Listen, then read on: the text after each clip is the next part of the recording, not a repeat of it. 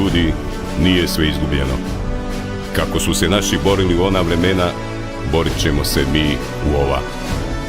Život je borba, budućnost pripada nama, pobjednicima.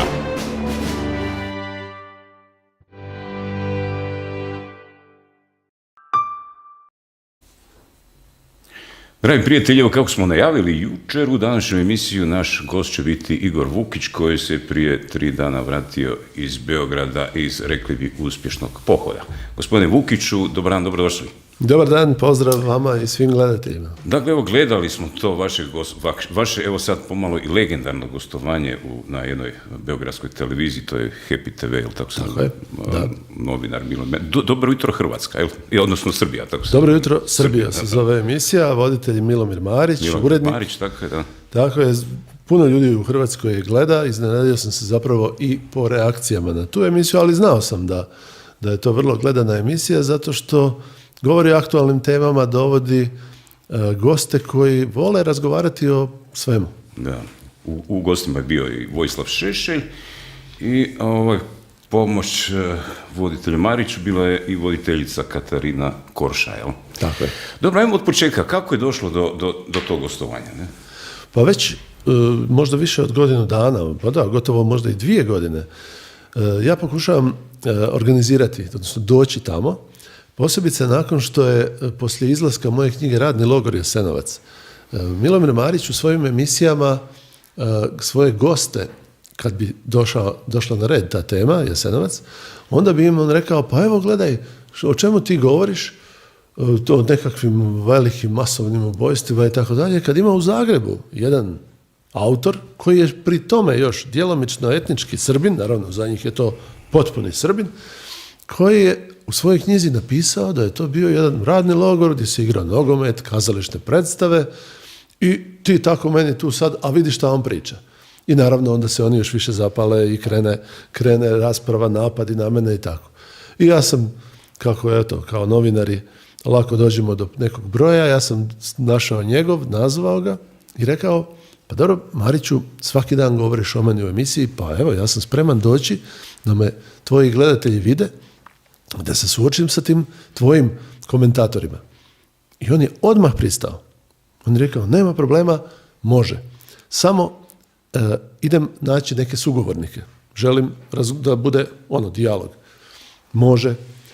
Prošlo je neko vrijeme, ponovo ga zovem, kaže, neće nitko iz Srbije doći s tobom u emisiju. Pa rekao, šta je? Srbi se uplašili, šta je bilo?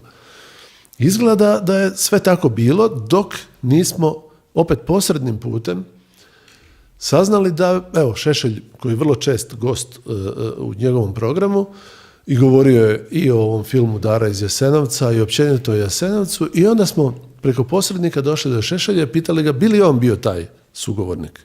On je pristao, kontaktirali smo ponovo Marića, Marić je rekao super i emisija je ostvarena. Dakle, taj odgovor Marićev da ne želi nitko iz Srbije gostovati s vama, je to istina? Je to moguće da nitko ne želi ili ne usudi se? Ili, pa nije nemoguće. Nije nemoguće. To je zapravo odraz onoga što se događa ovdje u Hrvatskoj.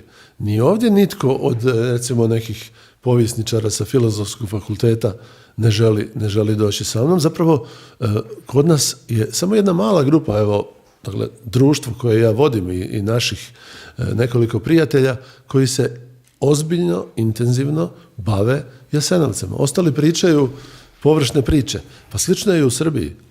Šešelj se zapravo pokazao kao relativno korektan i čovjek koga zaista knjige zanimaju. On je čovjek od knjige.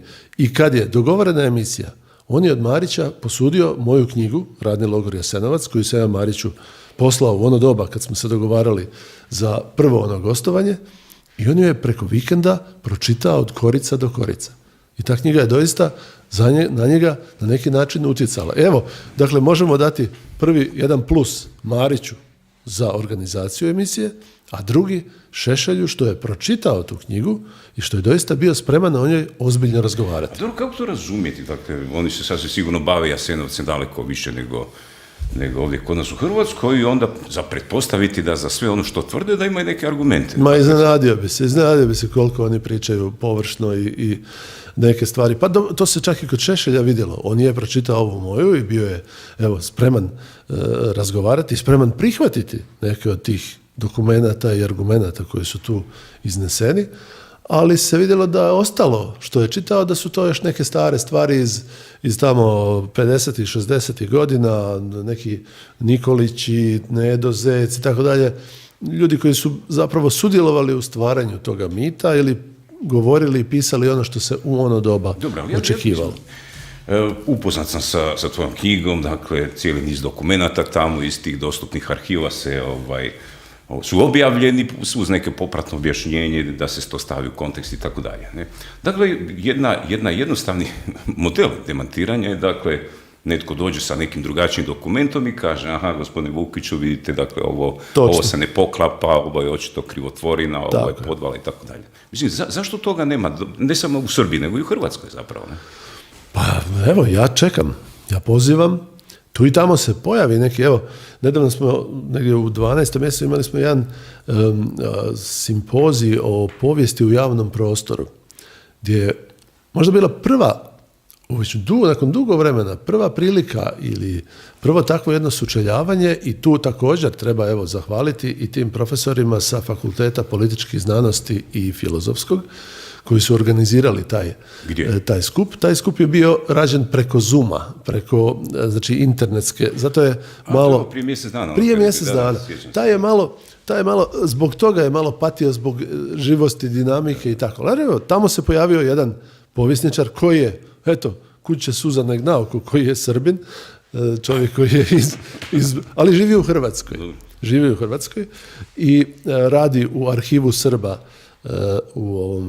koji plaća ili koji novčano podupire Srpsko narodno vijeće i on si je dao jedan trud da pročita i moju knjigu i da pokuša i pronaći neke dokumente koji nadopunjavaju ili ponegdje i kontriraju onome što sam ja napisao i zaključio. Ja mislim da u nekoj raspravi dalje normalno je da bi ja opet dokazao svoj je li uspio slučaj. Nešto pobiti? Ja bih rekao da ne. Neko će reći možda da je. Problem je što, naravno, to je bila isto ta Zoom rasprava. Ovdje je bila Zoom u studiju. Puno stvari ima koje, kod Jasenovca, vi ne možete samo na brzinu nešto objasniti i reći i riješiti stvar.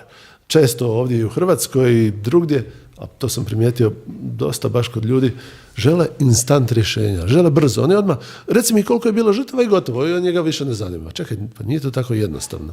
Neke stvari ne možemo ne negirati da je bio određeni zločin, ali kad stavimo u kontekst, kad vidimo koliko je to bilo, onda vidimo da je to nešto drugčije od onoga kako se je službena povijest. Znači, treba malo vremena za objasniti. A ljudi, govore da ovakva rasprava kakva je bila tamo u studiju, doista nije mogla biti nikako akademska, nego je bila često na rubu bizarnosti. Ali dobro, ja sam zadovoljan. Proći ćemo sad kroz tu raspravu. Znači, u nedjelju si krenuo put Beograda, točno, prenoćio. Kako je bilo, dakle, sam taj dolazak? Je li netko čuo da ti dolaziš, taj jedan zloglasni hrvatski povjesničar koji demantira, ruši? Ja sam ne doduše neki veliki publicitet tome davao, ali su znali ljudi i već su, recimo, neki nepoznati ljudi su mi se u subotu i nedjelju javili i pitali, je li istina, čuli smo da idete u Beograd na RTS, uvijek je bilo to na RTS, on se obišao, nije RTS, nego Happy TV, gledajte ga tamo i tamo. Dakle, da je netko htio nešto napraviti, mogao je saznati, ali očito mi smo možda malo i previše opterećeni, mi koji se bavimo tim stvarima, pa razmišljamo da cijeli svijet to gleda. Zapravo je to jedan uži krug i mislim da stvarno nije bilo neke realne opasnosti. Bilo je bitno napraviti ove tehničke stvari, dobiti onaj PCR test negativan, da se može otići tamo, vratiti. Redakcija ili studio Happy TV-a je u Zemunu, znači nije ni trebalo čak i ulaziti duboko u Beograd. Tamo smo rezervirali jedan simpatičan, zgodan hotel, ne skup, sve je pitano prošlo, prošetali se malo po Zemunu, pogledali Dunav tamo, to je dakle na samom blizu znači ušća Save u Dunav i pripremili se lagano za jutarnji dvoboj. Kako izgleda Beograd? Nisam bio u Beogradu jedno 10-15 godina. Ulazak u Beograd, Novi Beograd izgleda, recimo evo, tvojim gledateljima možemo dočarati, izgleda kao kad se u Zagreb ulazi sa zapadne strane. Znači tamo kod Jankomira, znači velike robne kuće, velike moderne benzinske postaje, široke ulice, puno se gradi, velike zgrade, neboderi, staklene zgrade, vidi se jedan vitalitet, dinamika, tako da zapravo od onda, od zadnji put kad sam bio, a bio sam negdje 2003. vidi se velik pomak nabolje znači u modernizaciji, u velikim novim zgradama. Tamo recimo ona poznata dvorana, arena. A dobra atmosfera među ljudima, koliko si već mogao u to kratko vrijeme. Koliko vrijeme. smo se prošetali tamo, dakle tamo su kafići i restorani, trgovine, sve se zatvara u 8 sati na večer. Tako da nismo mogli previše taj neki večernji život iskusiti. Da. Zemun malo podsjeća na Austro-Ugarsku, jer je i bio tamo, da su uske uličice sa malim radnjama, ulica Petra Zrinskog, recimo i tako nekih drugih ovako hrvatskih poznatih ljudi su tamo njihove ulice. Studio Happy TV se nalazi u ulici Aleksandra Dubčeka, recimo. Tako da, evo, da su zgodno izgleda. Dakle, valjda pol sata prije emisije ste tamo bili. Tako je. Upoznali se, onda su bili neki zanimljivi komentari prije početka emisije. Pa najviše smo zapravo, ono što se događalo iza kamere se događalo prije emisije. I to je bilo nakon u prvim sekundama već poprilično opušteno i bez ikakve, vrlo brzo je nelagoda razbijena. Počeli smo sa nekim šalama. Ja sam, kad smo se pozdravili, Šešelj kaže da je čitao moju knjigu, da ga se jako dojmila. Ono se vidjelo djelomično i u emisiji, na početku emisije, kad je to isto ponovio, da je to velik trud, da je on iznenađen, da on nije očekivao tako. Na što mu je Marić dobacio, a jesi čitao kapitalno djelo Ive Goldsteina o Jasenovcu? Na to je Šešelj odmahnuo rukom i rekao, ma pusti kakav Goldstein, to ne valja ništa, to je za malu djecu. Ovo je zanimljivo. I onda je odmah meni dao svoju knjigu, rimokatolički projekt, zločinački projekt stvaranja veštačke hrvatske nacije. Da. Na što sam odgovorio, super, vi Hrvati... Katolički zločinački poduhvat. Da. A ja sam mu odgovorio na to, ajde daj, vi Hrvati stalno nešto komplicirate. Ti njemu, jel? Ja njemu. Aludirajući na priča da je on hrvatskog porijekla. On je to prihvatio sa šalom, počeo se smijeti, Marić je dobacio, je li Šešelju, jer onaj Stjepan Šešelj, hrvatski pjesnik, je li on neki tvoj brat od strica? Šešelj kaže, nije, ali jest moj dalji rođak. I tako smo mi zapravo vrlo brzo probili tu neku nelagodu.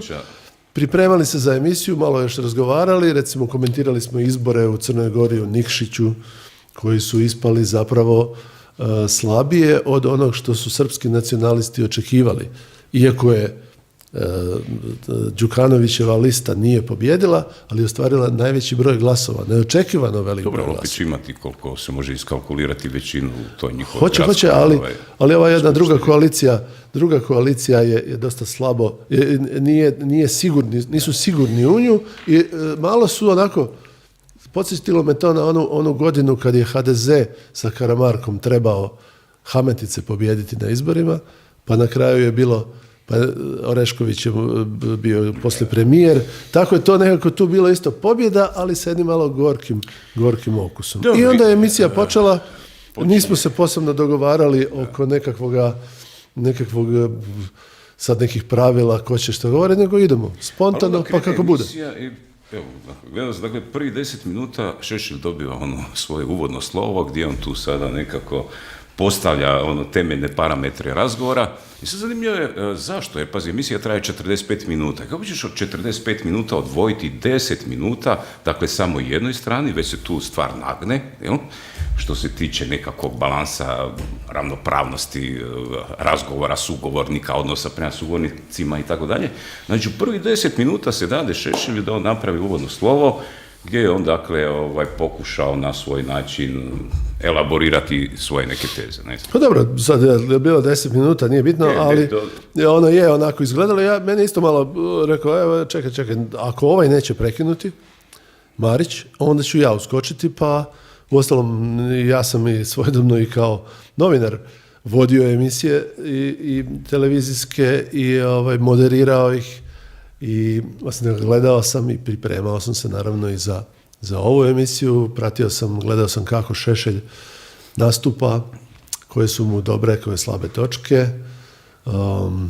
Čekao sam, nadao sam se naravno da pripremio neke od ovih štosova koje sam i iskoristio u emisiji, recimo onaj koliko ima Srba ovdje u ovoj emisiji i tako dalje, i tako dalje.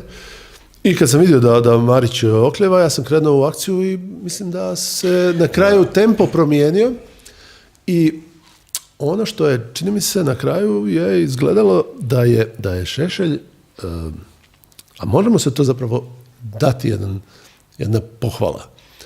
To što je on čitao emisiju, on je bio spreman zaista razgovarati o nekim argumentima.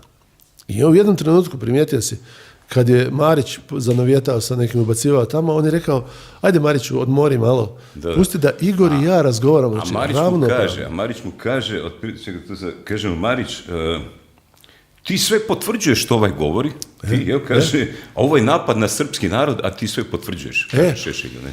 Pa ja razumijem, to je Marić napravio da mu ne bi predbacivali tamo iz publike, odnosno iz gledateljstva njegovoga, da su popustili jednom, uljezu iz Hrvatske. Prvo, neki će mu tamo, a i predbacujemo, kako si uopće i dopustio da ti dođe takav u emisiju, a onda kad je već došao, pustio si da govori, trebao si ga više i tako dalje. Opet kod nas ovdje, meni neki kažu, pa trebao si reći ovo, trebao si reći ono, pa naravno, mislim, u datim okolnostima. Ja sam rekao, mislim, ono što se moglo.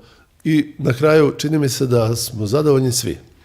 I Marić imao je zanimljivu, gledanu emisiju, ja sam zadovoljan jer sam rekao najviše dio onog što sam htio, reagirao i tako dalje, pa čak i Šešelj koji je uvijek zadovoljan. Dobro, ja mislim da je to jedan svojevrstan povijesni događaj, jer ovo je prvi puta, koliko je meni poznato, da se u Beogradu čuo, usred Beograda, dakle, jedan drugačiji glas koji priču o Jasenovcu interpretira na drugačiji način nego što je službena verzija koja stoluje u Srbiji. Dakle, evo, tvoja verzija kako si ti u svojim knjigama to obrazložio, da je Jasenovac bio radni logor i tako dalje. Dakle, po meni to je jedan zaista povijesni događaj, a pogotovo jer si tamo bio sam protiv troje i bila je situacija prilično u nekim dijelovima nekorektna kad ti nisu dozvolili da svoju neku argumentaciju izneseš do kraja, nego su te sa nekakvim, recimo, tračevima ili ovako nekim paušalnim informacijama poklapali iz provocira.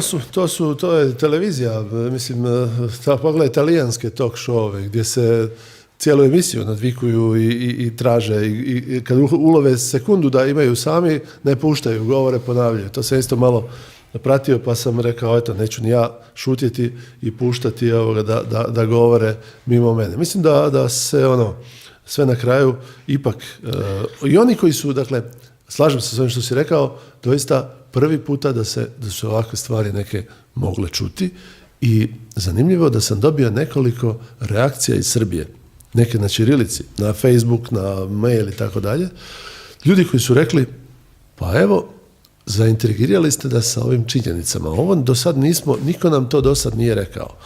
Ne vjerujemo još, nismo još sigurni. Ali eto, gdje se mogu kupiti vaše knjige? To je ono što se Šešelju dogodilo. To je ono što ja kažem ljudima ovdje. Dobro, ne morate vjerovati ono čemu ja govorim. Ali daj, molim te, pročitaj knjigu. Pa ajmo onda razgovarati. I to se vidjelo i nakon emisije, kad je došao, pa Marić mi rekao, evo, gle, ako bih htio dati intervju za Večernje novosti. Došao je kolega novinar iz Večernjih novosti i sjeli smo tamo, mada nije baš dobra situacija nakon takve emisije sad davati nekakav intervju, normalno, ali dobro. Pitaj. On je počeo sa nekim, recimo, sa nekim tamo, floskule ovako, kako da komentiram ovo, šta sam ja rekao ono. Ja kažem, gledaj, ja ti to sve mogu objasniti. Samo, zašto da ti ja to radim? Ajde prvo pročitaj knjigu. Pa mi ćemo se onda čuti, možemo obaviti e-mailom, možemo se naći ponovo, napravimo pravi intervju, ali upoznaj se, jer sam vidio da on isto ponavlja neke uobičajene stereotipne stvari. I tako je bilo, na kraju smo to ostavili, znači, za neki drugi slučaj. Jedna dobra stvar je, nakon emisije, već smo se vraćali, zvoni telefon, javlja se jedan poznanik, povjesničar iz Srbije, mlađe generacije, i kaže, gledao sam te, kako je bilo? Kaže, previše vike, kavana, ovako, onako. Ja kažem, čuj, takva je emisija, takav je stil, takvi sugovornici, to je u redu. Ali ajde, daj, organiziraj sa svojim prijateljima, drugim novinarima, povjesničarima, organiziraj ozbiljan razgovor. Mi smo uvijek spremni doći iz Zagreba, sjesti tamo s vama u jednom okruglom stolu, tribini i tako dalje, usporediti te dokumente. Vidjet ćemo sad. Možda ova emisija bude nekakav povod za dalje. Sad, već negdje na početku emisije Marić te onako dobro bocnuo i tu je pogodio, kaže, evo, dakle, ti si zabranjen u Hrvatskoj, ne možeš na hrvatskoj televiziji nastupiti, ne? To je čvrst argument, ti ne možeš na hrvatskoj televiziji nastupiti. Dobro, nisi zabranjen, ali recimo da si nepošeljan, to bi tako rekli, ne? I onda se postavlja pitanje, kad je on to izgovorio, kako si to doživio, kad si osjetio zapravo da ti govori istinu i poklapate i stavljate u jedan kontekst gdje ti sad moraš bježati, kako bi rekli, u Srbiju da bi mogao izgovoriti kao neka davna vremena jugoslavenskih dizidenata kad su beogradski bježali u Zagreb, zagrebački u Beograd. 80-ih godina, vrijeme hrvatske šutnje, jedino se u Beogradu moglo i govoriti i pisati u književnim novostima, na Uninu i tako dalje, to se sjećaš isto. A nisam mogao drugo nego se ne složiti. S tim da sam ipak malo relativizirao, ni ona nije srpska državna televizija. Ni tamo ne mogu možda na radioteleviziju Srbije za sada, a možda bi stigao, možda ću tamo stići prije opet nego u Hrvatsku. Ali, dakle, on je privatna televizija, Happy TV je privatna televizija sa nacionalnom koncesijom, znači gledana je u cijeloj Srbiji i okolici. Pa sam mu rekao da, točno, na hrvatsku televiziju ne mogu, odnosno nakon jednog gostovanja sam postao tamo stavljen na crnu listu, sastalo se vijeće HRT-a, Karolina Vidović-Krišto, koja je samo uredila tu emisiju, je bila stavljena na led i nije više mogla nigdje se pojaviti na ekranu. S druge strane rekao, evo, i na nekim hrvatskim televizijama, kao što je Z1, nisam spomenuo, a mogao sam Laudato, pa evo i tvoja emisija, kako, iako nije dakle, televizija sa onim on air koncesijom, ali je nešto što je vrlo gledano. Istina, dakle, da je tako, da u tom, ajmo reći, mainstream i u novinama i u televiziji ne mogu za sada, ali dobro, evo, možda će ovo biti neki povod da se dalje. Što smo ocijenili to kao jedan povijesni događaj, jesu li hrvatski mediji, kažeš da te puno ljudi nakon toga zvali i pričaš mi evo sad kad si došao ovdje da te sad u autu ljudi zove da ti komentiraju govor. Jesu li te je li netko iz hrvatskih medija te pozvao, nazvao da čuje da dobije neki tvoj komentar? Samo iz nekoliko lokalnih, dakle opet da se vraćamo na ono, evo osim tebe, kolega Bujanec naravno me zvao i dogovorili smo već jedan intervju idući tjedan na osječkoj televiziji. Ali od ovih, recimo, mojih kolega s kojima sam radio u Jutarnjem listu, u Novom listu, sa neke televizije, RTL-a, bez obzira što sam i ranije pokušavao doći i reći evo dajte šansu. Navodno postoje novinari na hrvatskoj televiziji koji organiziraju i vode neke ove razgovorne emisije koji se hvale okolo i tvrde da na hrvatskoj televiziji nema zabranjenih tema i da nema zabranjenih ljudi u Hrvatskoj da mogu biti pozvani na hrvatsku televiziju. Evo, nas dvojica ih sad izazivamo da vidimo hoće li Da li doista postoje neki koji ne mogu doći? Da, evo, mogu ti odmah reći, ne nadaj se pozivu, dakle, mislim da ćemo ostati ovim okvirima. No dobro, ajmo sad malo od struktura razgovora, ne samo, ne? U jednom trenutku ti pričaš o tome kako su na bosanskoj strani, tamo na Gradini, rađane sondaže 1964. godine i da je temeljem tih sondaža pronađeno oko 500 leševa, da je uspjelo se locirati na tom dijelu rijeke Save. I na to Šešelj odgovara da, ali to je zato što je tok rijeke Save skrenut. Sad, to je jedan vrlo zanimljiv, pazite, dakle nije Sava neki mali potočić negdje. Naravno. Sad, dakle, ako se skrene tok rijeke Save, pa zar ne bi to bila neka, ne znam, to mora biti neka prirodna nepogoda, udarac meteora ili nešto, ne može tek tako, pogotovo jer je to ravnica, ne? Tok rijeke Save da skrene, otkud takva argumentacija, evo, to me zanima. Čemu takva argumentacija? To je malo, stvarno, čak je to ispod i njegovog nivoa. Nisam očekivao takve pomalo djetinjaste priče. Jednom sam ja bio u muzeju u Jasenovcu, čak sam sa svojim ocem došao tamo, koji je rođen u tom selu preko, i došao sam onako malo praveći se naivan i nevin i pitao sam kako je moguće da je u 1941. godini u Jasenovcu bilo 1500 do 2000 zatočenika, znači samo sa ove lijeve strane Save. S desne strane je bilo selo Gradina u kojem je tada živio moj otac, a na vašem popisu, dakle, hrvatskom službenom popisu, piše da je u toj godini ubijeno 10.400 osoba. Kako je od 2000 nastalo 10.000? Nigdje nisu mogli biti pokopani tamo, jer u tom trenutku eventualno bi mogli biti preko, ali preko nisu. Šta se s njima dogodilo? Onda je taj kustos rekao, pa ne znam, vjerojatno su ih bacili u Savu. A na to je moj otac rekao, teško, jer to je bila, znači, 11. 12. mjesec, takva zima, da je Sava bila zaleđena.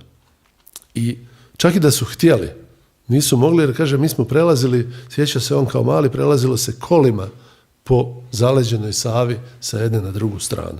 Znači, evo, takvi, recimo, podaci za svakog, pa ne mora biti nešto posebno radoznao, ali za normalnog novinara bi takav podatak morao biti poticaj da krene u istraživanje. Znači, za novinara Jutarnjeg lista, Večernjeg lista, Otvorenog, Hrvatske televizije, pa to bi morao biti pravi povod da vidimo, čekaj, kako je to moguće? Ajde, daj, reportaža, potraga RTL-a. Idemo to istražiti da vidimo o čemu se radilo. Dakle, ja sam odgovorio, njihov je onda argument bio, nije istina, leševi su plivali do Beograda. Da, mislim, ajmo napraviti eksperiment, nije teško. Uzmimo jednu svinju.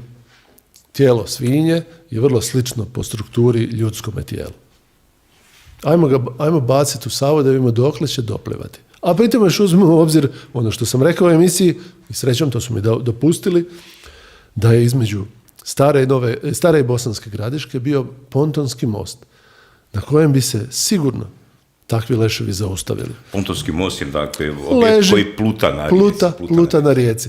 I taj most su, kad su te sante leda, kad se led počeo topiti u proljeće, svaki dan su morali taj most rastavljati i propuštati da prođu ove sante. Kad bi naišao neki brodić, morali bi micali bi te dijelove tog pontonskog mosta. A recimo 1942. godine su tuda po Savi patrolirali riječni brodovi Mađarske ratne mornarice.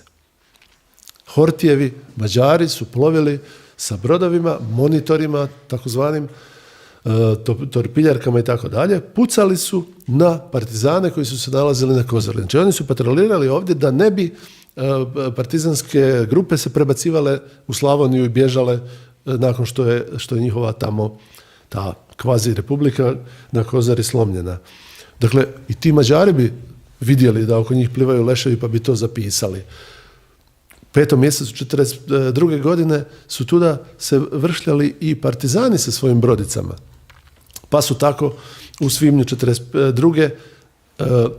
Zarobili jedan šlep koji je vukao prevozio robu između Jasenovca i Stare Gradiške. Znači, jedan gusarski napad partizana je bio pucali su na posadu, pobili su svi koji su bili, a posada je bila sastavljena od logoraša i jednog ili dvojice stražara Ustaše koji ih je pratio. I oni su ih, znači, sa 2 brza čamca se približili, pucali na njih, šlep privukli na desnu stranu, na bosansku stranu Save, pokupili i popisali sav taj teret i u svoje dokumente zapisali i sve su, pohvalili su s tom akcijom, dakle prava. Sad, da su stvarno tamo neki leševi plutali, pa oni su imali fotoaparata, oni bi to snimili. Njemci bi to snimili koji također nisu sa hrvatskom vlašću bili nikad prezadovoljni i zapravo uvijek su bili relativno napeti odnosi. Tako da je ta priča o bacanju velikog broja leševa u Savu izmišljotina. Onda je uslijedila jedna provokacija, mislim da je Tomarić rekao da kako ti kao Srbin možeš napisati takvu jednu knjigu koja negira ustaške zločine. Da. Kao da etničko podrijetlo nečije mora biti utjecati na sadržaj neke knjige. Ja mislim da na sadržaj neke knjige treba utjecati ono što se dogodilo, činjenice, dokumenti, posebice ako se radi o knjizi koja želi biti dokumentarna, dakle želi prikazati stvarnost na onaj način. Drugo je nekakva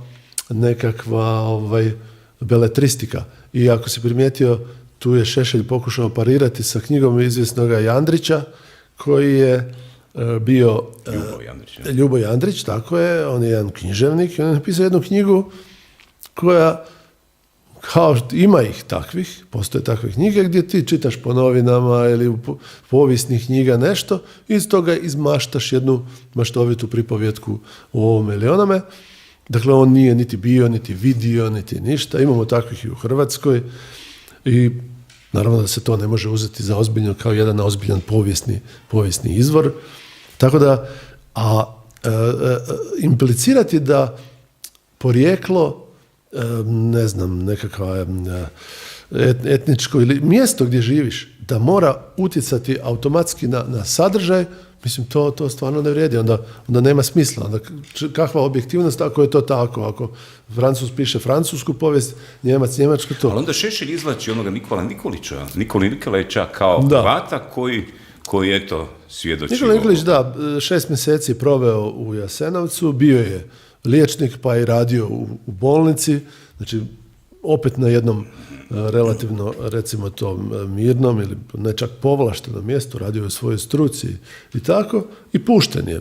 Izašao iz logora i vrlo često među tim ljudima koji su pušteni, pa makar bili i razmijenjeni, je prevladavala jedna koncepcija da u što crnjim bojama opisuju razdoblje u kojem su bili, a osobito ako su ostali naravno u Jugoslaviji i nastojali se probijati kroz hijerarhiju partijske nomenklature. Rijetki koji su otišli u inozemstvo poslije rata su kasnije pisali puno trijeznije, puno normalnije, a oni koji su ostali u Jugoslaviji ili su pisali ovu komunističku, recimo to tako, povijest, natječući se u preuveličavanju, ili bi šutjeli. Recimo Tibor Lovrenčić, mladić koji je zbog sklonosti komunizmu, davanja novca za crvenu pomoć, student je bio tehnike, interniran je u logoru.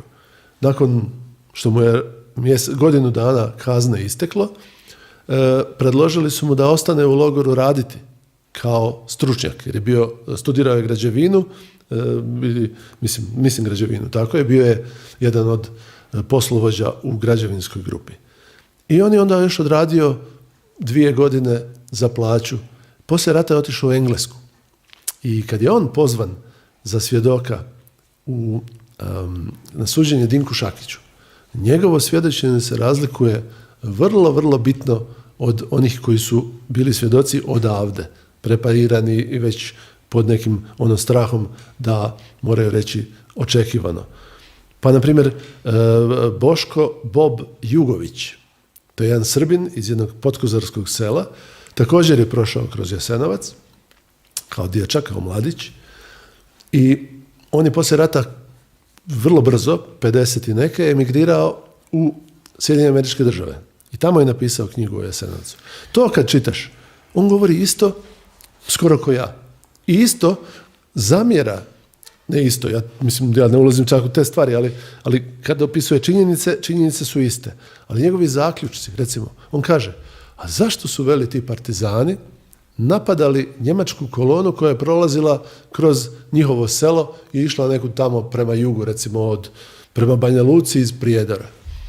Kaže, oni su prolazili, nikog nisu dirali, dapače, veli, djeci su davali kolače, čokolade i tako nešto. Plaćali su, kad bi nešto uzeli, platili bi koliko to košta. A onda ih, veli, na izlazu iz sela dočeka partizanska neka grupa, baci bombu i pobjegne u šumu.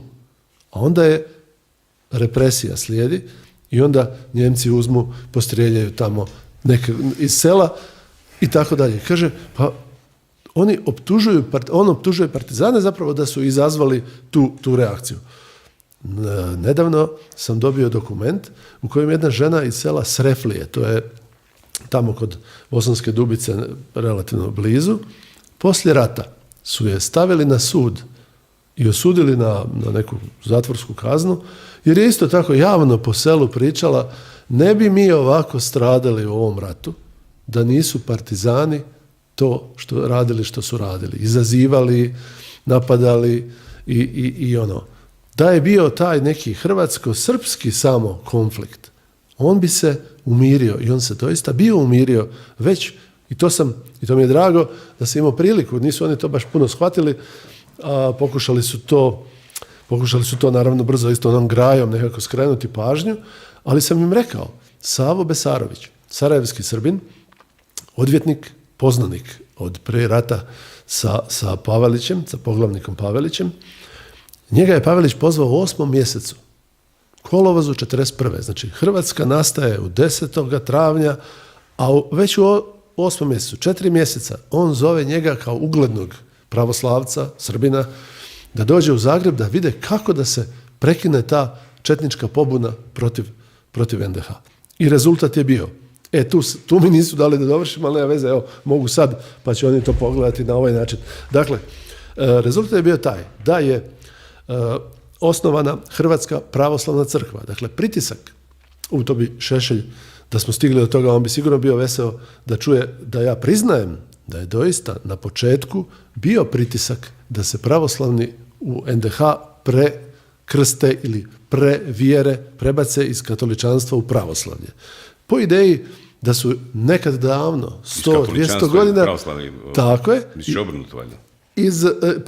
iz pravoslavlja u katoličanstvo, dakle, da budu hrvatski katolici, iz ideje da su svojedobno Hrvati bili prebačeni u pravoslavlje, djelovanjem pravoslavne crkve, pa onda vlasi koji su stizali, koji su bili raznih denominacija, a kasnije su svi okupljeni pod pravoslavnom crkvom i tako dalje.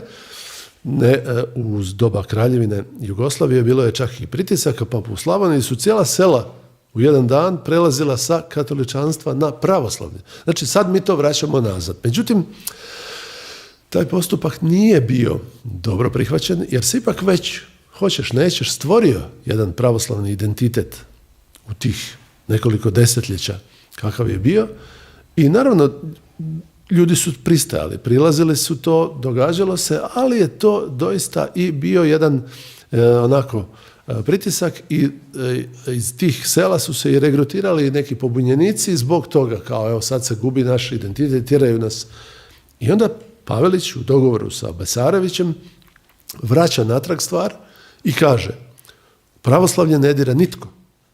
Samo u Hrvatskoj ne može biti srpska pravoslavna crkva, jer su sve pravoslavne crkve uglavnom autokefalne, znači one su vezane uz državu tamo gdje postoje. I doista, i sad, ako hoćeš, imaš makedonsku pravoslavnu crkvu, mađarsku, finsku, poljsku pravoslavnu crkvu, rusku.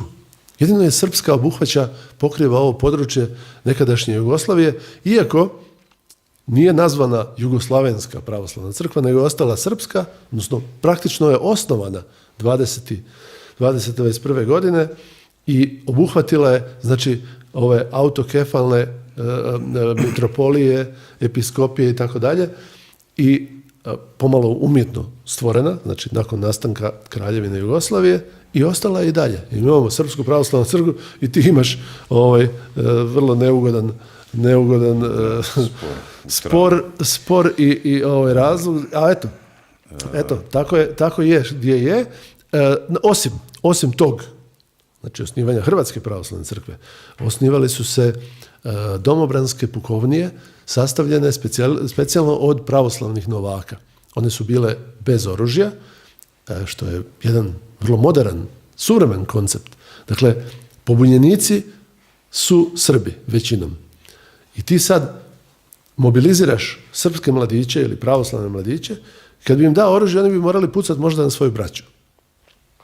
Ali, da ne bi oni otišli k njima, ti ih mobiliziraš i daješ, dakle, bez oružja, daješ da rade razne pomoćne poslove, na jedan način su pod nadzorom, korisni su, rade ceste, krče šume i tako dalje, a ne tjeraš ih da ratuju protiv svojih. Znači, prihvaćaš njihov prigovor savjesti.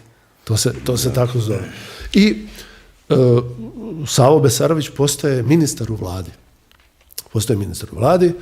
On zastupa, znači, interese pravoslavnih sa četničkim grupama najviše u Bosni, sjevernoj Bosni, se potpisuju sporazumi o nenapadanju.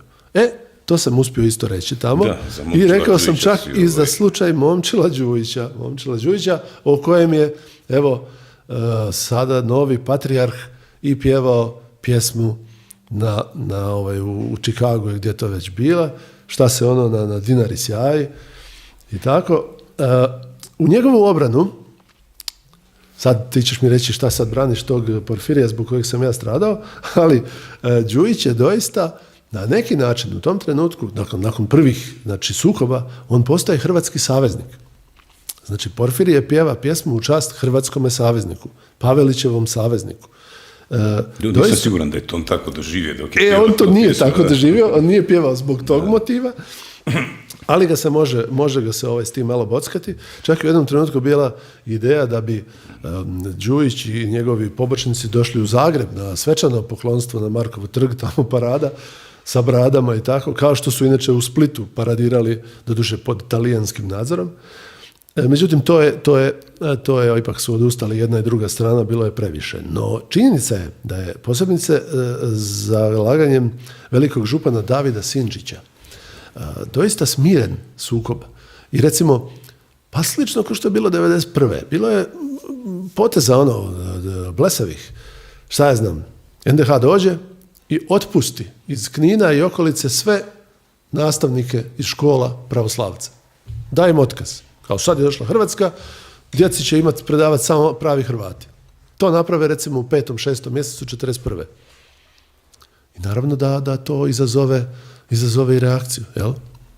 I David Sinčić i drugi vide da je to krivo i u hrvatskom narodu, novinama, zagrebačkim, službenom, na neki način dnevniku ili barem najbližem vladi, možeš pronaći iz siječnja 1942. ukaze vlade u kojem se svi ti pravoslavci vraćaju na posao.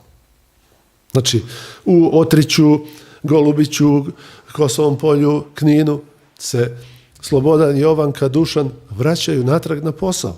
Dakle, to je dio tog dila, tog dogovora. Mi vas ne diramo, ne dirajte vi nas.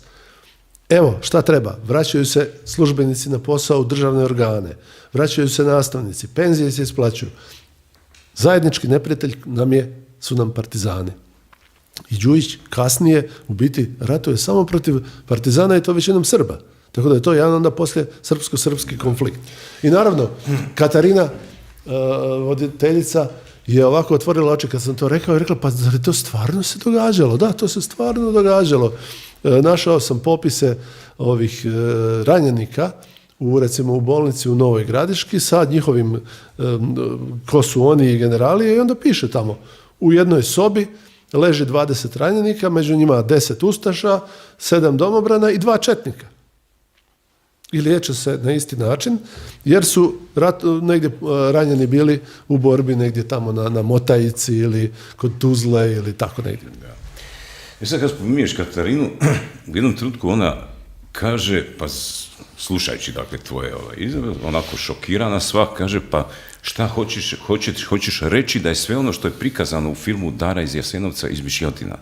Da, pa da, nije doslovno baš sve, ali gotovo da bi se moglo reći da taj film ima stvarno samo jednu manu, a ta je da ne valja ništa. A možemo ići redom. Dakle, od onih ludorija kao što su te neke ritualno ubijanje s onim nožem, imao sam priliku to objasniti. I mislim da su ljudi, ako imali, da su dobro namjeri, da su shvatili. Ubijanje maljem, čekićem, tako dalje. Da smo imali vremena i mirno razgovarali, bi mogli se malo razgovarati o logici. Znači, vi govorite da je tamo ubijeno 700.000 ljudi. Pa neki čak do 1 milijun.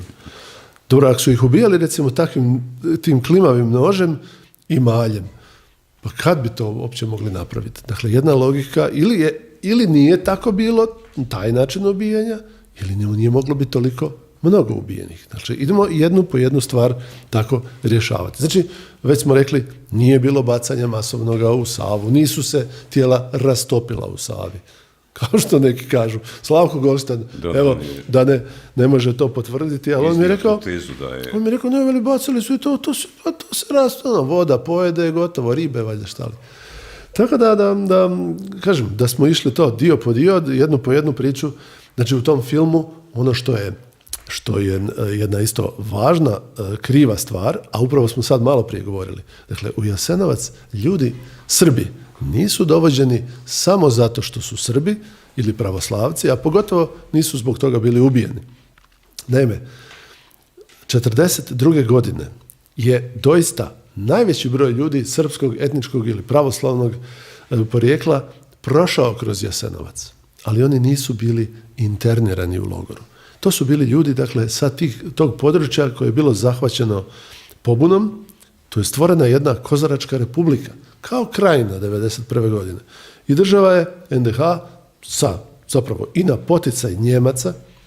Njemci su znači bili zabrinuti da bi mogla biti ugrožena komunikacija pruga Zagreb-Beograd, što je bilo važno, i ove neke lokalne pruge i rudnik u Ljubiji u Bosni. Dakle, a to su partizani počeli polako ugrožavati, jačajući, a nezavisna država Hrvatska je bila raširena na više frontova i jednostavno nisu mogli sve to sami kontrolirati. I tu se stvorila jedna gotovo kompaktan prostor, branjen, dakle to su planine, no zbog svega odlučeno je da se krene u akciju, dakle zbog toga, ne zato što su isključivo ili jedino to tamo Srbi, jer imamo područja gdje su u NDH Srbi živjeli u većem broju, a da ih nitko nije dirao. Znači, da je ta teza oni su tamo dovedeni samo zato što su Srbi, onda bi bili dovođeni i iz drugih područja. A evo, recimo, imamo područje Moslavine, gdje od 300 godina žive ljudi kompaktno u selima porijeklom pravoslavci, oni se sad smatraju Srbima i tako, koje jedino 1941. godine je došla zapovjed ili najava da će biti iseljeni u Srbiju. Naime, Njemci, koje ja sam i tamo, Mariću i ovima govorio, kad su mi pokušali govoriti da su Njemci nešto se ljutili na poteze Ustaša, čekaj, sad su ti Njemci odjednom dobri. Kako mogu ti neki okupatori ili Hitlerovi vojnici biti dobri? A daj, idemo postaviti stvari na svoje mjesto.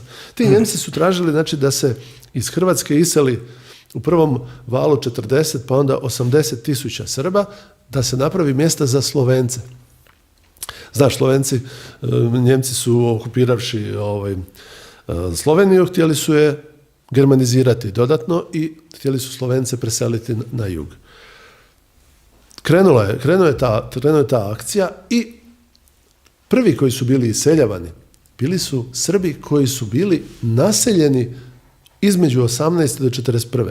Znači, Kraljevina Jugoslavija, kralj Aleksandar je svjesno i ciljano naseljavao iz Srbije ljude u Hrvatsku radi promjene etničkog sastava. I sad pazi ovo, moslovački Srbi saznaju da će i oni morati seliti.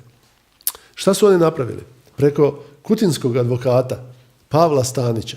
Napisali su pismo hrvatskoj vladi, Paveliću, u kojem su naveli da oni žive, da su došli svojedobno još iz Gorskog Kotara jedan dio i da oni žive 300 godina na tom području, da su srasli sa svojim susjedima Hrvatima i da bi željeli ostati. Odgovor je bio pozitivan. I oni su ostali, eno ih i tamo, žive i danas. Dakle, da je NDH bila tako antisrpski, antipravoslavno raspoložena, pa onda bi valjda i njih automatski napadala, deportirala, tjerala, iseljavala. Istina je da su, recimo, iz nekih krajeva, dijelova koji nisu bili obuhvaćeni pobunom, bili ljudi slani u Njemačku na rad. To je bio dogovor, Njemci su tražili, opet Njemci, tražili su očajnički radnu snagu po cijeloj Europi, gdje god su imali utjecaja. Pa u jednom trenutku u Njemačkoj je radilo 13 miliona stranih radnika. Zbog stranih radnika je Hitler 2 godine duže vodio rat.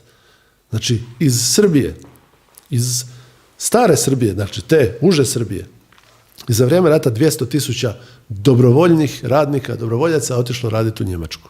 Iz Hrvatske također oko 200-250.000.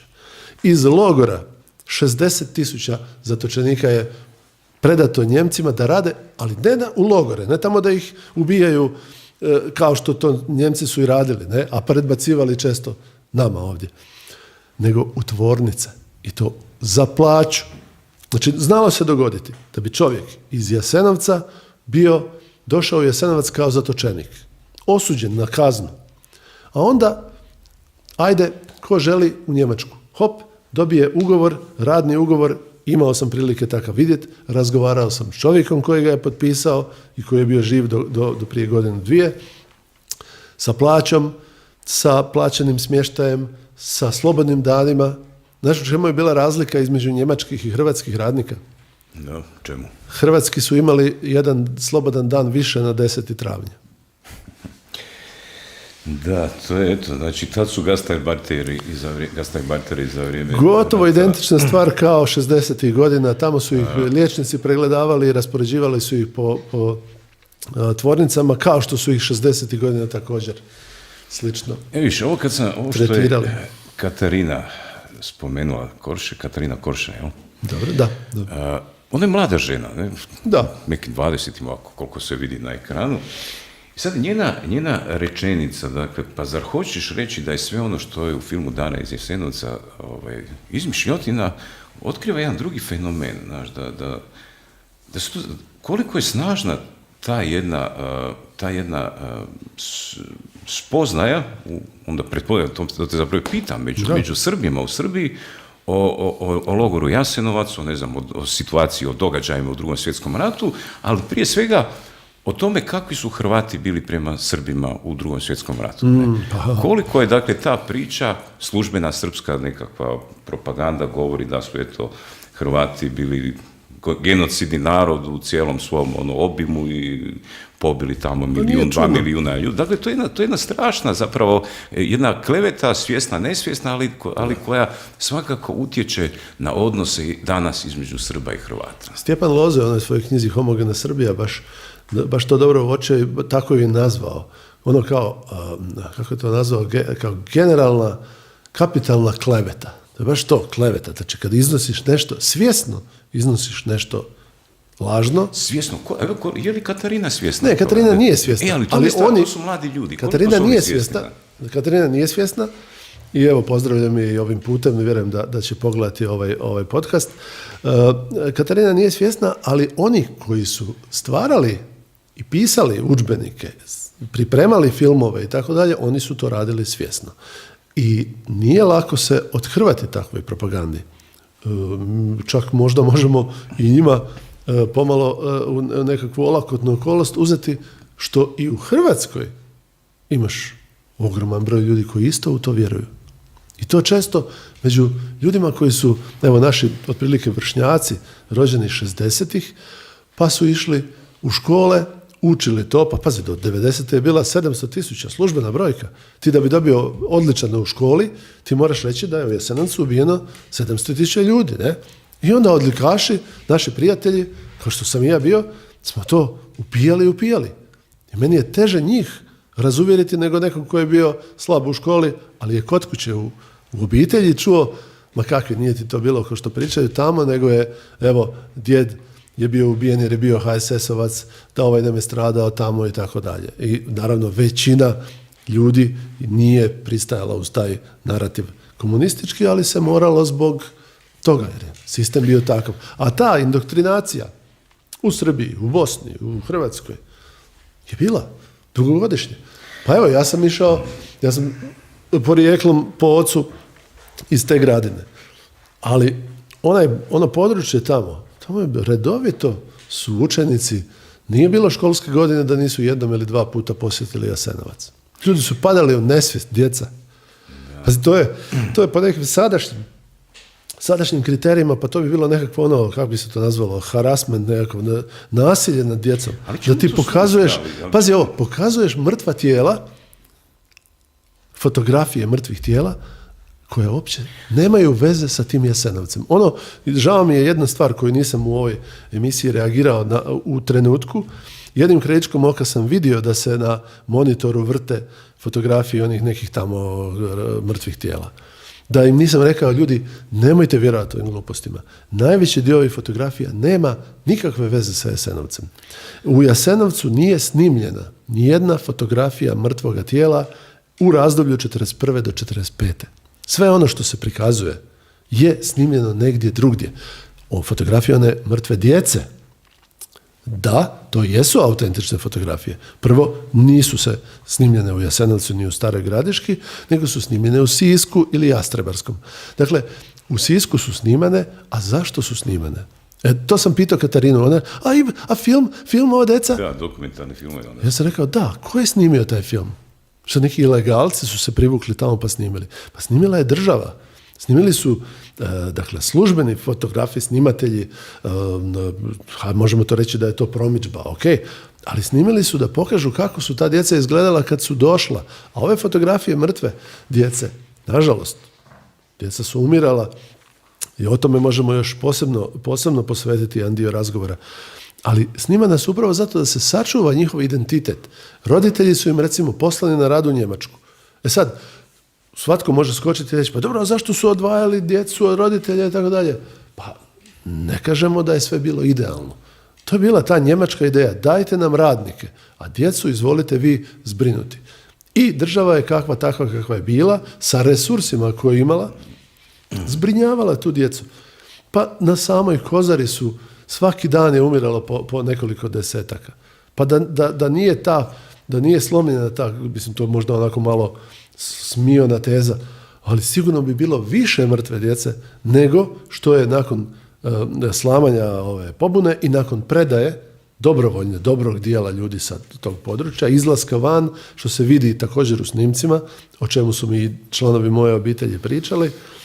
Znači, na pozive lecima da izađu, da se predaju, jer će do tog i tog datuma to mogu učiniti bez straha za život. Ljudi su, stariji su razmišljali šta da radimo, pa mi ćemo ovdje svi izumreti, izginuti na toj Kozari. Djeca umiru svaki dan. Pa šta bude. Izašli su van i doista kakvo je bilo obećanje, tako je bilo ispunjeno. I onda su bili, jedan dio poslan u Slavoniju, jedan dio na rad u Njemačku. I onda su se vraćali natrag u ta sela već nakon par mjeseci. Ali djeca su umirala, dakle, i na partizanskoj teritoriji. Djeca su umirala i poslije rata. I poslije drugog svjetskog rata, 1945.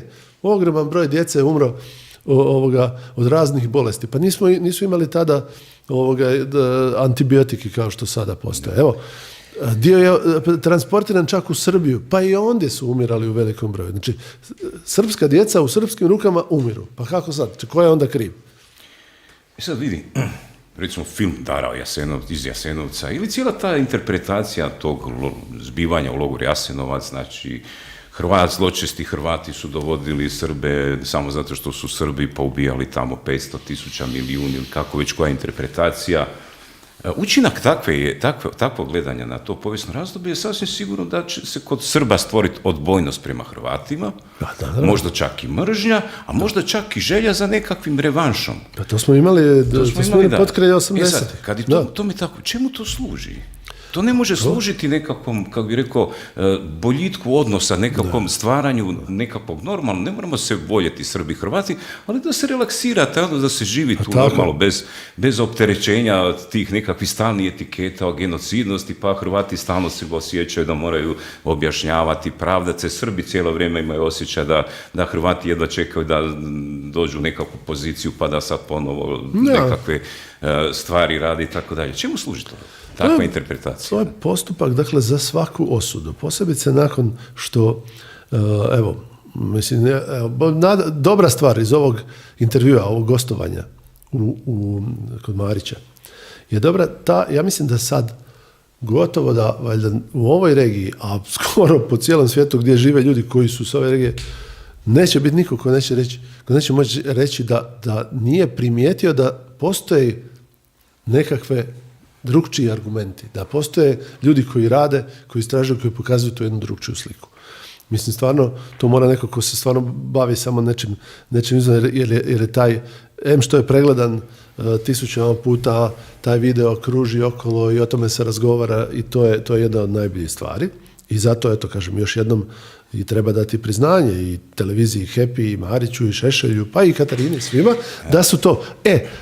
Time su oni također pridonijeli tome da se počne razgrađivati taj pristup, nažalost, koji prevladava u Srbiji i eto, stiže sa samog vrha. Film Dara nije nastao spontano. Taj film Dara je nastao u državnoj vladinoj režiji. Čak se oni sami hvale, Vučić se sam hvali da je on rekao, hajde idemo napraviti film. On služi za, znači, održavanje te napetosti između naroda, on služi za prikrivanje, skretanje pozornosti sa drugih stvari. Sa zločina koji su, recimo, u srpsko ime počinjeni u ratovima 90-ih. On služi upravo za taj, dakle, politički za skupljanje nekih predizbornih bodova. Neko se predstavlja kao zaštitnik Srba da im se ponovo ne bi dogodio takav neki genocid koga zapravo nije bilo. I tako moglo bi se o tim, znači, elementima zašto to oni rade pričati danima. Ali ajmo mi okrenuti priču pa reći, hajde da mi to kažemo, počnemo razgrađivati. Jedan od tih simbola te stravične hrvatske genocidne, ustaške, ovakve, onakve mržnje protiv i zločina protiv Srbija, bio je u toj emisiji izgovoren. Dakle, to je ona priča o srpskim očima u Kovčežiću na stolu Ante Pavelića, što je Kurcio Malparte napisao u jednom svom romanu, a što je kasnije demantirao u cijelom nizu napisa i neki drugi autori su to demantirali. Dakle, demant je poznat. Demant nije nešto što je skriveno. Međutim, i Marić i Šešelj su sa tim argumentima izašli sa čvrstim uvjerenjem kako je to istina. Šešelj čak objašnjava da su to su Paveliću njegovi najverniji ustaše poslali 20 kg očiju i tako dalje.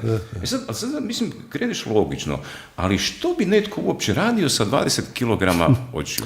Ne, to ne treba uopće trošiti vremena. Uopće to probati racionalizirati. Sad, kakav je to? Prvo, to bi se vjerojatno usmrtilo nakon nekoliko dana.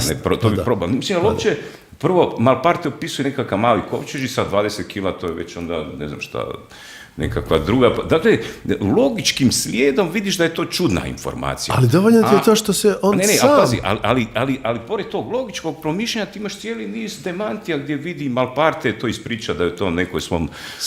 on je rekao sam, ja sam to izmislio jer mi je to bilo tako jednostavno zgodno, kao da mu bude, on je isto pjesnik, pisac, novinar, od onih novinara koji vole izmišljati stvari. Uostalom i njegovo ime i prezime već ukazuje na posebnu ličnost, jer on izvorno ima, mislim, njemačko neko ime i prezime, on je Njemac iz Tirola, mislim se Kurt, nisam provjeravao točno prezime, pa je onda uzeo Kurcio Malaparte da bude u tom, valjda, državnom. Slično kao Nikola Nikolić, o kojem smo pričali, koji je od logoraša postao Titov povjerenik, koga on, recimo, šalje u Meštroviću 46. da Meštrovića nagovori, Ivana Meštrovića, da se vrati u Titovu Jugoslaviju i da bude maneken Titovog komunizma. I Meštrović, koliko god bio jugoslavenski orijentiran, ipak nije pristao. Odbio je to i brata su mu bio Tito zatvorio i tu je recimo jednu pozitivnu ulogu u tom smislu Meštrović odigrao, ali Nikolić je bio taj zažagreni Titovac koji to radi. Kao što Malaparte postaje veliki Talijan i sad Hrvati su, Talijani, mislim, kakav imaju pogled prema ovdje Hrvatskoj, to svi znamo manje više. I naravno da je bilo zgodno sve to narugati, izmisliti takvu neku priču o divljacima sa Balkana koji sa očima, ne? Ali on je to demantirao, on sam je to potvrdio. I otkud sad to ovi izvlače? I to je tako, ajde da nije demantirao. Pa da ja moram onda objašnjavati, pa ne može to, pa ne mogu se oči uopće ni kompaktne ne bi bile da ih, ne znam, izvadiš. Mislim, kod mala djeca smo čuli, pazi da ti ne bi iscurilo oko, da se ne udariš u oko. Mislim, ili ove priče što sam govorio o bacanju ljudi u vodu, pa da oni potonu i gotovo nema ih više rastope se. Ili spaljivanje leševa. Da, spaljivanje leševa, to je posebna isto priča. Čak se, za divno čudo u ovoj emisiji kod Marića spaljivanja leševa nismo ni dotakli previše. To je isto nemoguće.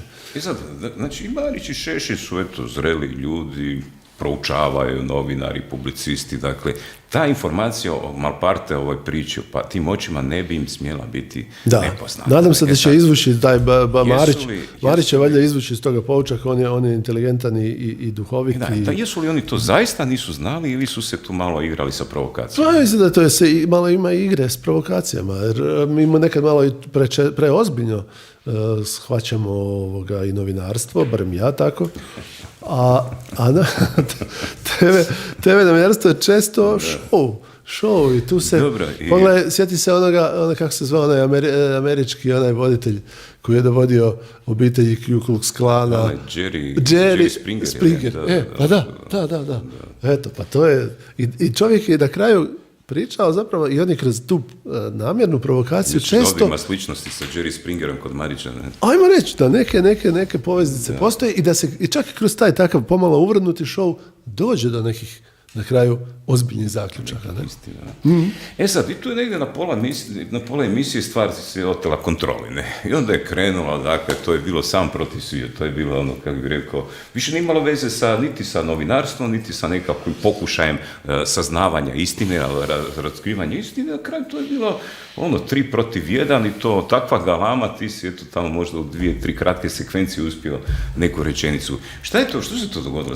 Zašto im se omaklo? Jer ja mislim da su A što bi rekao profesionalci znaju da će, ako si 3-1, publika će uvijek stati na stranu slabije. Što bi rekao nije bilo taktički mudrost njihove pozicije, ako su htjeli tebe diskreditirati, recimo. Što bi rekao naš Ćiro Blažević, trener svih trenera, ja si utvaram da su oni vidjeli da zapravo ja iznosim argumente koji vjerojatno i publici mogu djelovati uvjerljivo i onda su probali jednom, mislim, to sad ide naravno voditeljima, probali su onda tom grajom i upadicama zapravo spriječiti da se o tome, da se ti argumenti iznose, jel? Ne znam, si primijetio u jednom trenutku je Šešelj rekao Mariću, odmori malo. Odmori, da. Pusti da Igor i ja razgovaramo o ozbiljnim stvarima. Kao. Dobro,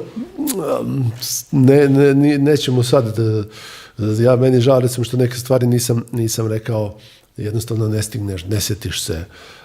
Tako da ne možeš reći da sam ja sad nešto tu bio savršeno super, ali ajde, bilo je zanimljivo. Da, onda pazi, onda se razotkriva, recimo to kada Šešelj upozorava Marića, Marić njemu kaže slabo braniš srpske interese, otprilike ne, tada oni izvlače neke argumente koji više nemaju veze sa stvarnošću, a koji su u funkciji dokazivanja nekakve zločinačke čudi mentaliteta hrvatskog naroda. Pa idu, ne znam, Dioklecijana su izvukli, pa 100-godišnji rat. Ne, to sam ja Dioklecijan. Pa, dobro, ajde sad onda. Ja sam 100-godišnji rat, pa ja sam Baron onda, kad su počeli Baron Trenk, 30-godišnji rat, onda sam ja isto igre apsurda radi izvukao Dioklecijana. Zanimljivo da smo prije emisije Šešelj i ja nešto razgovarajući tako u onom opuštenom tonu prije emisije, dok smo malo to tek se upoznavali. Baš smo nešto se dotakli Dioklecijana, pročitao sam jednu zanimljivu knjigu od kolege Jasena Boke, o Dioklecijanu, koja na neki način radi ono što i ja radim sa Jasenovcem. Dakle, legendu o Dioklecijanu pokušava dekonstruirati i dovesti u neke realnu strukturu. Ali baš mi je došlo zgodno. Kad sam rekao Dioklecijan, da su Hrvati u nekim mjestima. A onda kad je rekao, kada onda kaže, kakve veze ima Dioklecijan? Pa kakve veze ima 30-godišnji rat? Ajmo se vratiti na Jasenovac. I tako, to je, naravno, ta tehnika... 3 stoljeća ste bili najzloglasniji narod u cijeloj Europi, ubijali, klali gdje god ste stigli, ali čemu to služi? Pa to služi kao to neki argument koji onda, ako su bili takvi, onda su valjda i u Jasenovcu ubijali, pa nisu odjednom bili u Jasenovcu dobri, a prije toga 300 godina najpoznatiji ubojice Evrope. To su izmišljotine u cijeloj toj priči.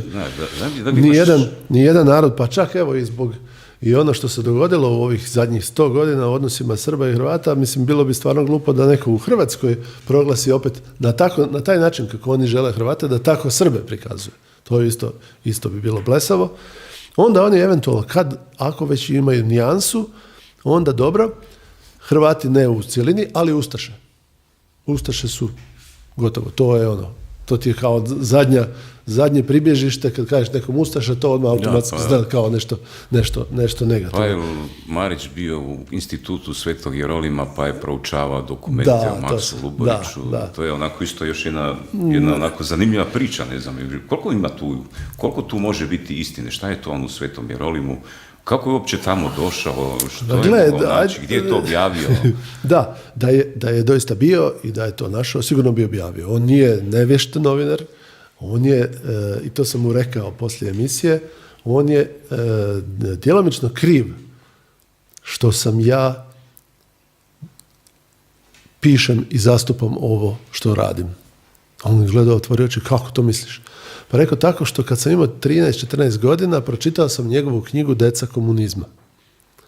A ta knjiga je govorila o drugčijoj strani tadašnje stvarnosti. I to da netko ima hrabrosti, a tad je to i trebalo hrabrosti da se napiše takva knjiga, meni je uvijek bila jedna od motiva u mom i novinarskom i općenito publicističkom i istraživačkom radu.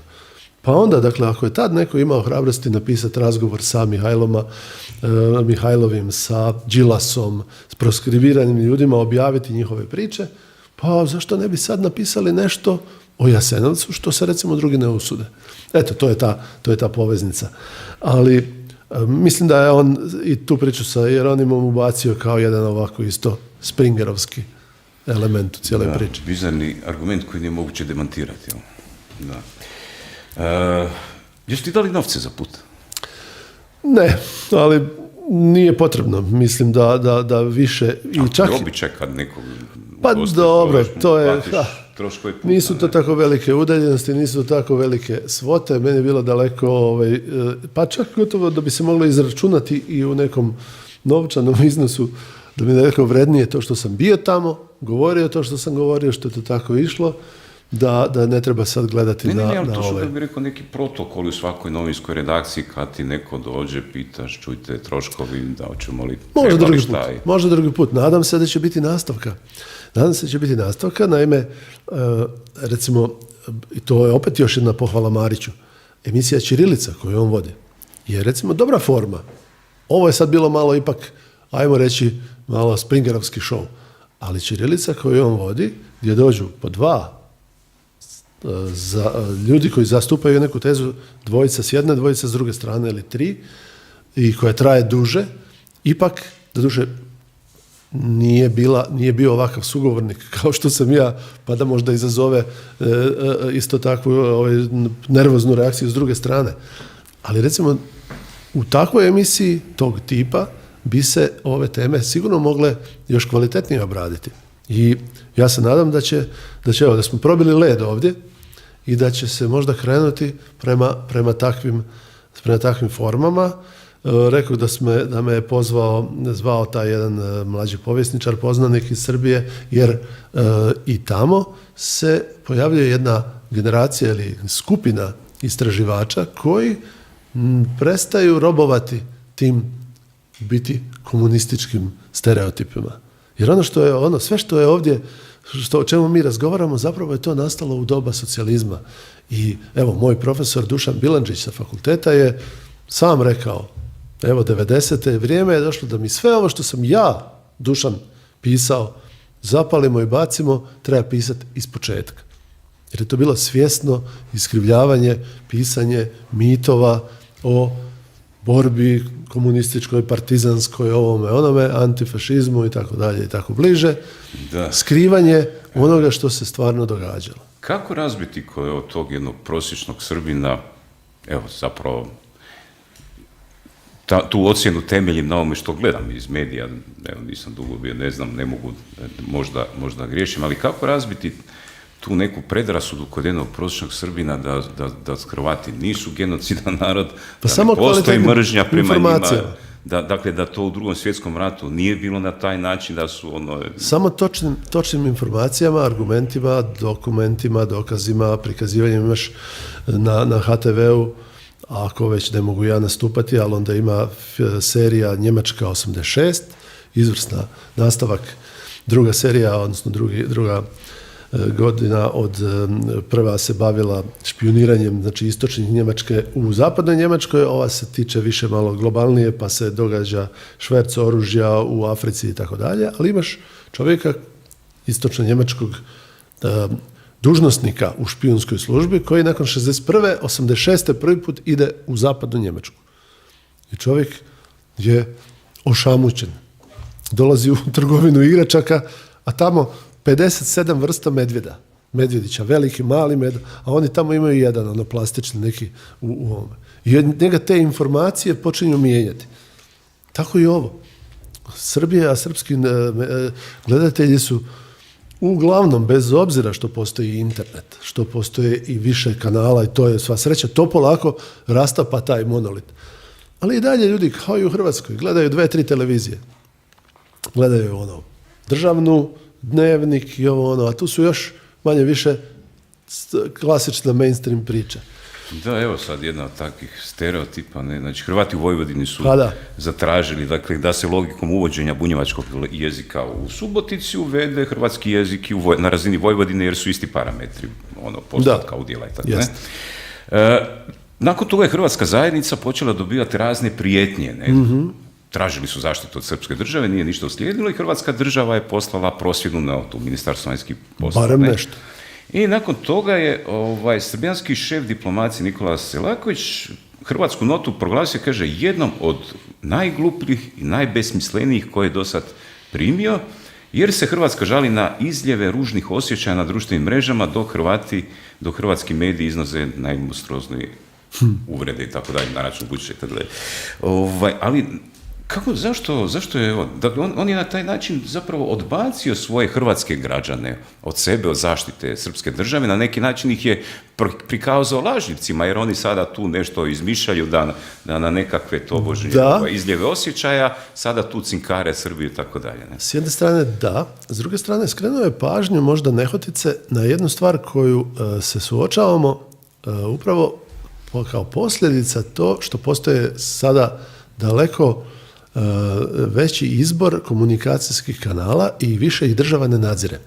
A to je upravo to, društvene mreže, masa novih televizija, više nema novina koje polako propadaju, ali barem elektronski mediji postaju strašno diversificirani i tu sad dolazimo do pitanja slobode govora, granica govora. Pazi, si primijetio u emisiji kad sam rekao da treba sve utvrditi, i naravno da sam htio bosnuti Šešelja, pa sam rekao, treba utvrditi šta je bilo u Jasenovcu, treba utvrditi kako je Šešelj huškao na rat protiv Hrvata. Na što je odgovorio? Jesam, ali to nije ratni zločin.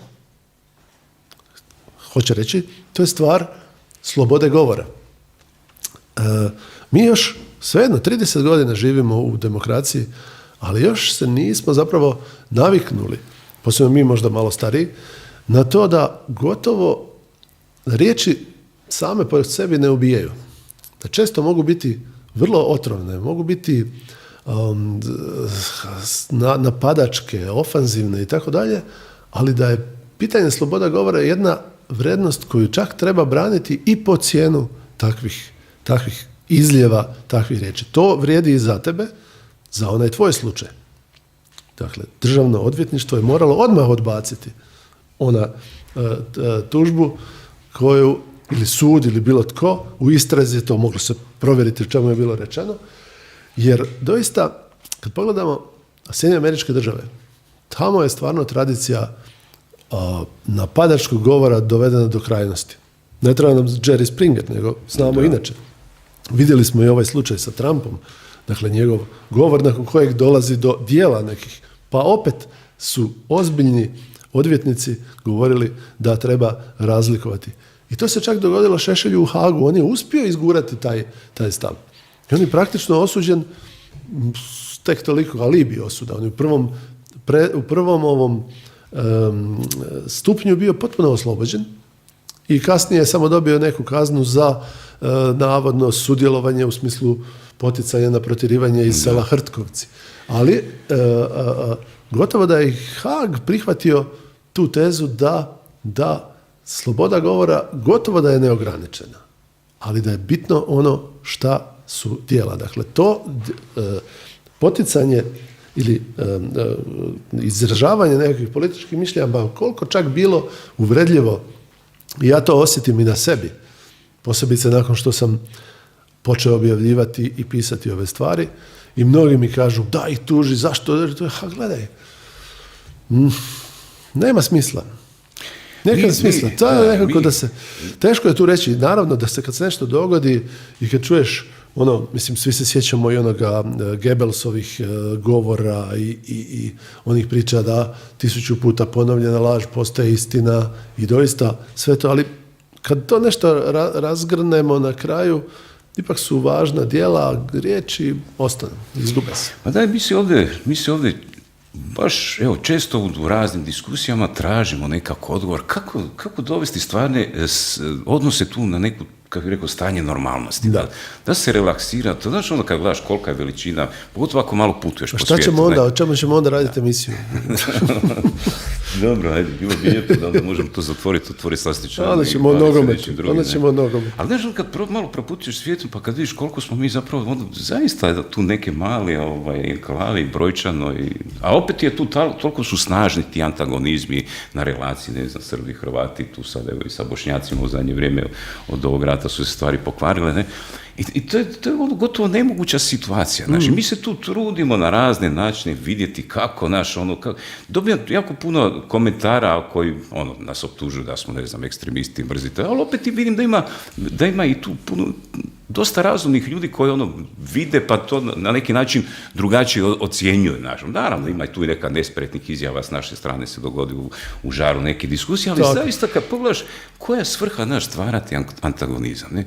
Dakle, budućnost bilo čeg je moguće graditi isključivo da se stvari normaliziraju na temelju neke istine i idemo dalje, da se zaista okrenemo budućnosti, a ostavimo prošlost. A kako ako se stalno se otvaraju te neke stare rane, stalno se mi imamo prežvukavaju. Situaciju da je 70 godina, odnosno 45 službeno, a nije se puno promijenila situacija.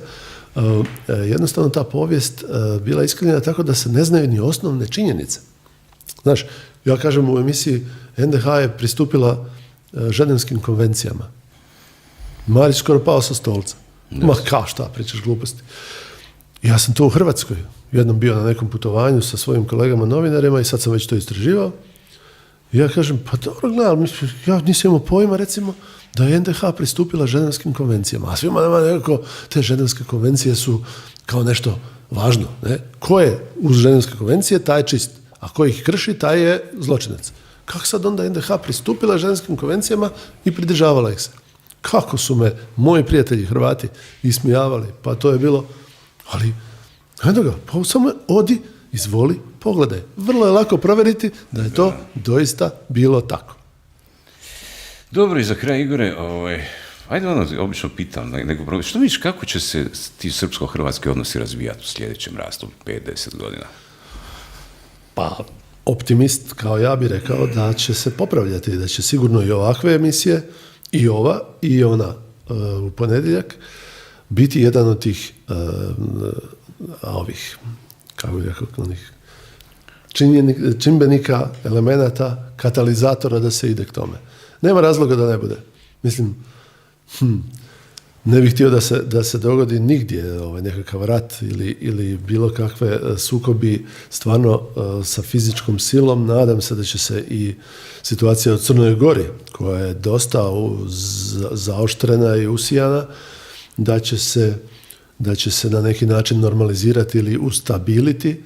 Evo, tu mogu prenijeti osjećaj iz Beograda da su među beogradskim nacionalistima rezultati u Nikšiću, bez obzira što je pobjedio ova protu Đukanovićeva grupacija, da nisu dobri, jer je Đukanović dobio previše, odnosno ostao je dovoljno jak i jedna nekakva klackalica se nije okrenula toliko protiv njega.